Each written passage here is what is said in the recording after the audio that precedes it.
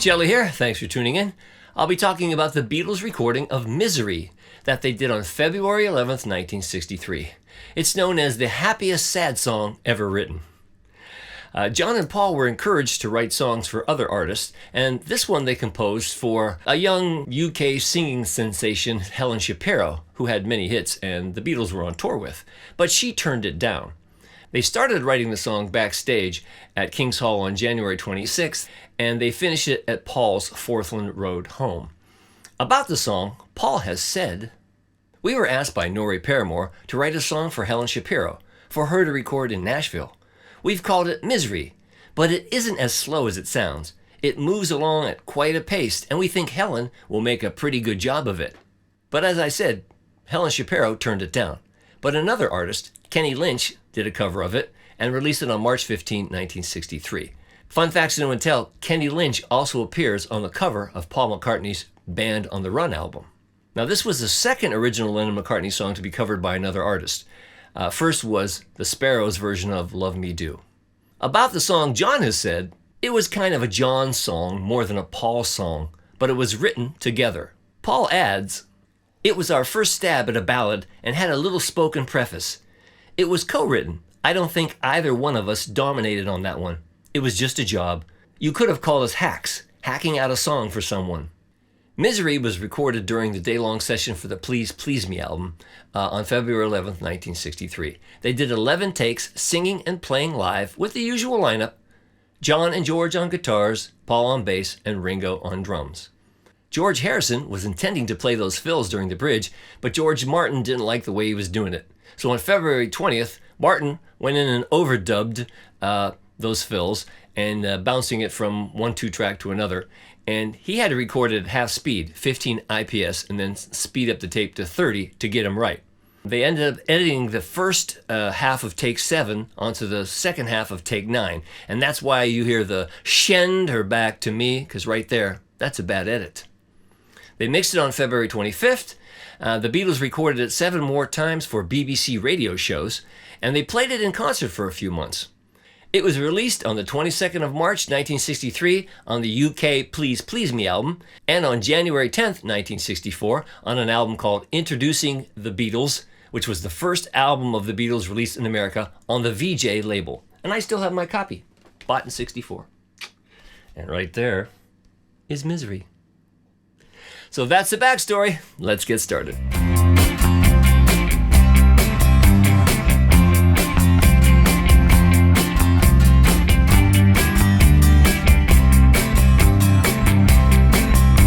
John Lennon is playing his Gibson J160E on Misery through his Vox AC30, so I've got mine doing the same thing. It's a nice, simple song. Every level of guitarist could play, so I think this should be a lot of fun.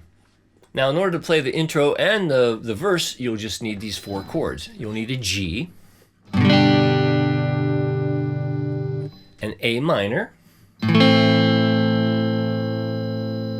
a C, and an F. Now, George Harrison and George Martin do that first arpeggio on a F chord, and then John starts on the second measure playing a G chord, plays a low G note, and then strums through the chord. And then they sing Misery, and then Lennon kicks in the tempo, and he plays an A minor to a G, and he plays 1, 2, and 3, and 4, like this. And then tempo begins.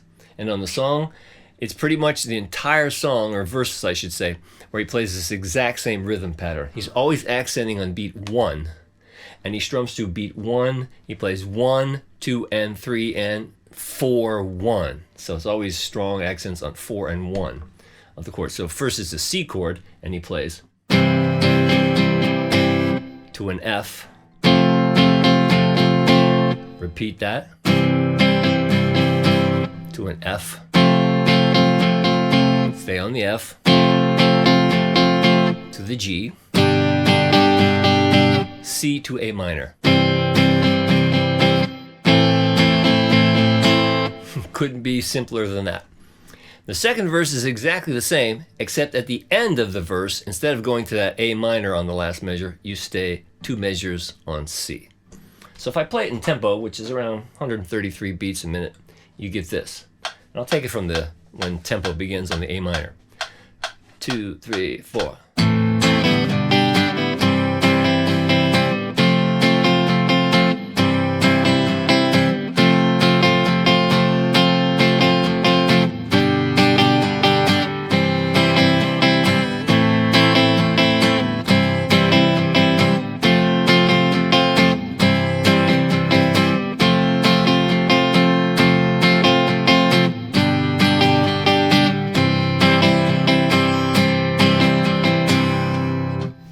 Doesn't get much simpler than that. Again, just accent strong ones, beat ones, and beat four. So.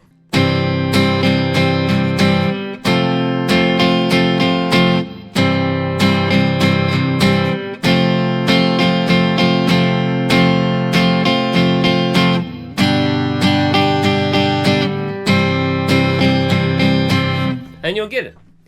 Now on the bridge, he just plays a few extra eighth notes, like on the A minor. The bridge is A minor to C, A minor to G, and then you'll need one other chord, a G7,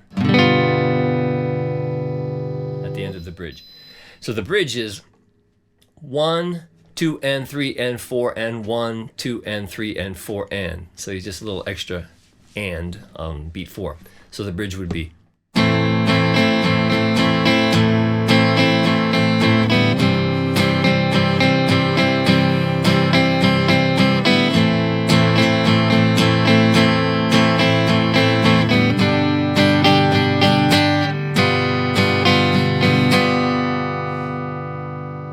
Then verse 3 is exactly the same as verse 1 and 2.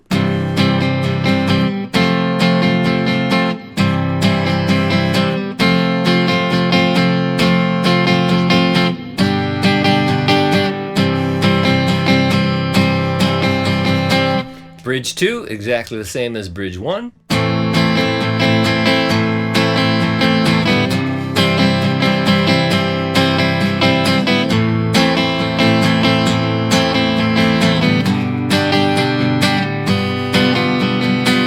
Did I mention that on beat 4 of the G and the G7 of the bridge are strong?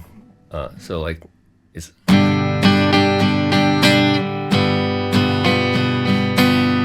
Again, John just accenting what he's singing. And then verse 4.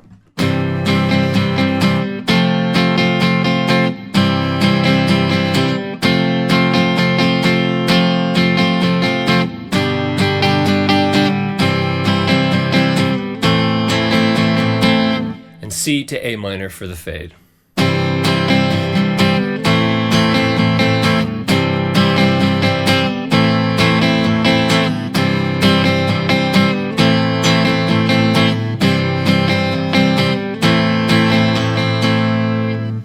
Very simple. If that wasn't clear enough, charts and tabs are available for you to download at MikePachelli.com. But that's what John played on Misery.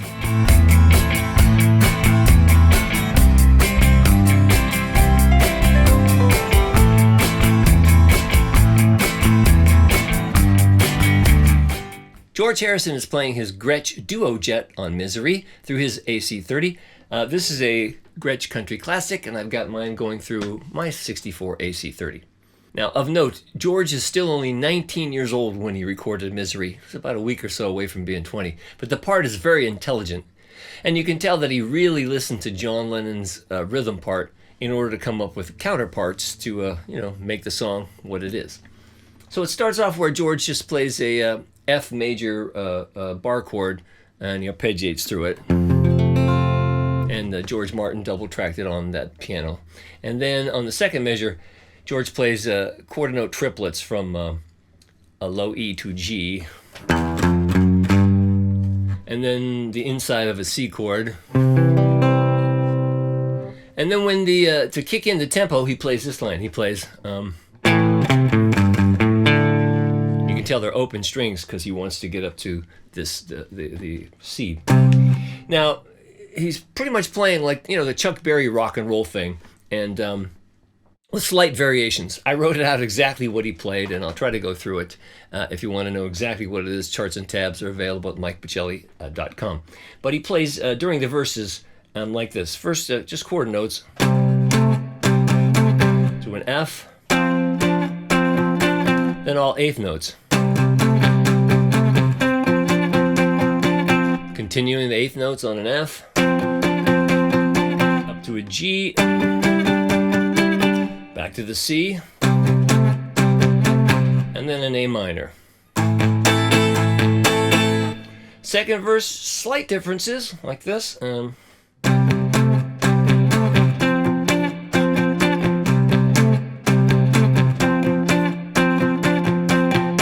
some reason you hear right there.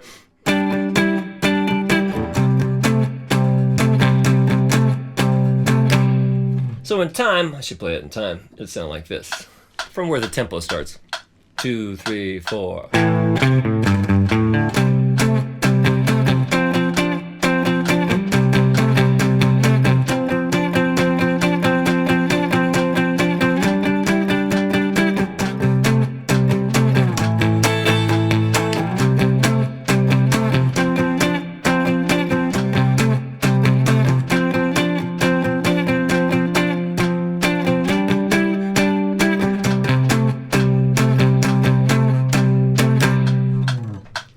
Now on the bridge, it's A minor to C and then A minor to G7.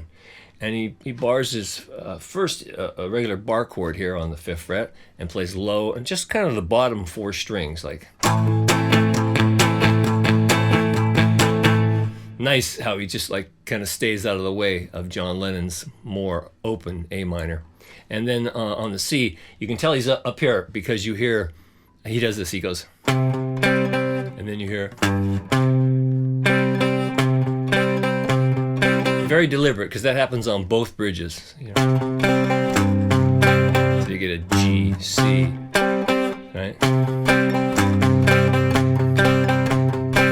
And then he's down here in first position A minor, because it's very clean, these the E, A, C of the A minor chord. And G7 all the way.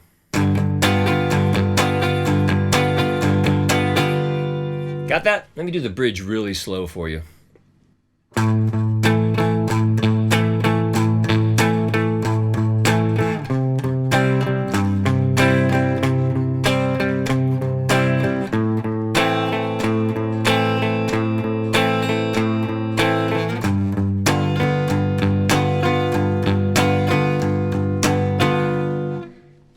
Then we're into verse 3. Verse 3 is like this.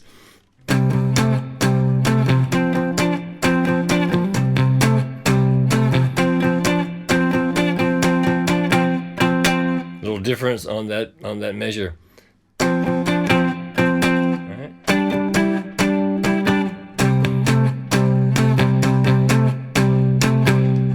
Now on bridge 2, you can hear he's on first position right away because this E to A and A to C is so clean. It's like, it sounds like, you know, it's almost like finger pick, almost like, but it's not, it's just down here. It's like, then on that C again, G to C. Then you can tell he's back up here. G7. All right, so I'll do that bridge real slow for you.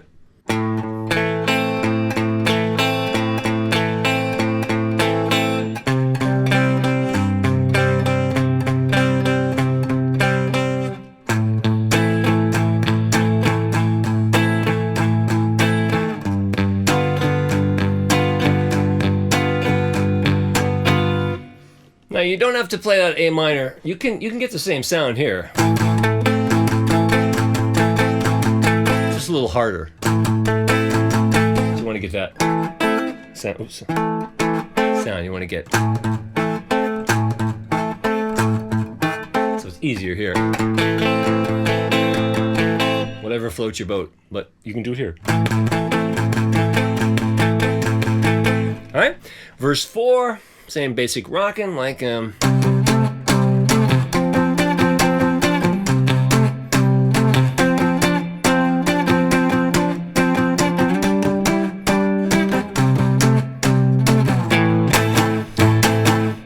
then for the fade, just repeat that basic C to A minor.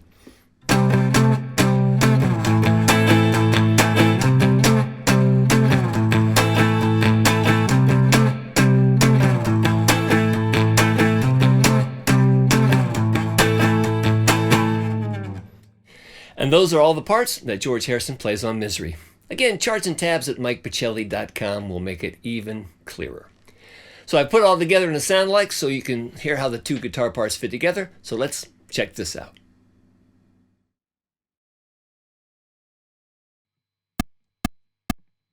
The world is treating me bad. Misery.